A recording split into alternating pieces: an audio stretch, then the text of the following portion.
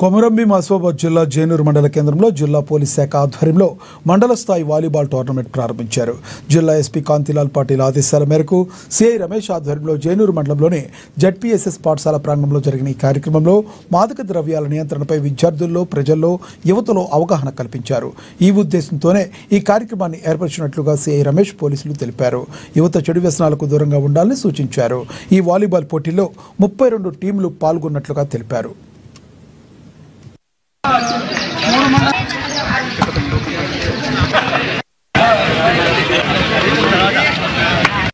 మన జిల్లా ఎస్పీ గారి ఆదేశాల మేరకు జిల్లాలోని ఈ డ్రగ్ అవేర్నెస్ ప్రోగ్రామ్స్ కండక్ట్ చేస్తూ యువత ఈ డ్రగ్స్ వైపు మళ్ళకుండా ఈ జిల్లాలో క్రీడలను ప్రోత్సహించి వారికి నూతన ఉత్తేజాన్ని ఇవ్వడం కోసమై ఈ వాలీబాల్ టోర్నమెంట్స్ జిల్లాలో ప్రతి మండలంలోనూ ప్రతి సబ్ డివిజన్లోనూ టోటల్ ఓవరాల్గా డిస్ట్రిక్ట్ వైజ్ ఈ టోర్నమెంట్ అనేది కండక్ట్ చేయడం జరుగుతుంది.